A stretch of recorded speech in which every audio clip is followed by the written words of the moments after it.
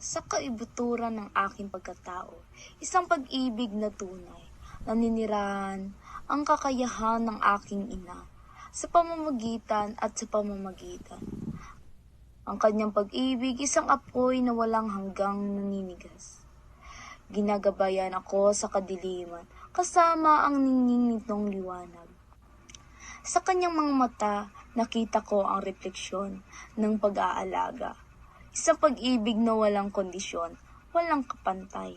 Ang kanyang haplos, isang banayad na haplos na nagpapagaan ng aking sakit.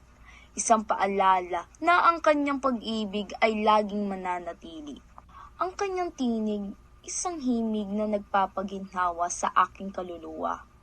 Sa pamagitan ng mga salitang karunungan, ginagawa akong buo. Sa kanyang presensya, nakatagpo ako ng aliw at kapayapaan.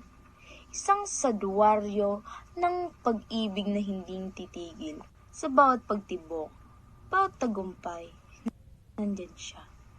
Isang patuloy na pinagmumula ng pag-ibig, hindi maihaambing. Ang kanyang pag-ibig, isang kanlungan na nangangalit na bagyo sa buhay. Isang kanlungan ng init kung saan nararamdaman ko muling isilang. Kaya't pinahalagan ko ang kanyang pagmamahal sa bawat paghinga ko, sapagkat sa kanyang pag-ibig ang aking diwa ay nagising. Sa kabuturan ng aking pagkatao, ang kanyang pag-ibig ay mananatiling magpakailanman. Isang testamento sa pagmamahal ng isang ina, napakadalisay at malawak.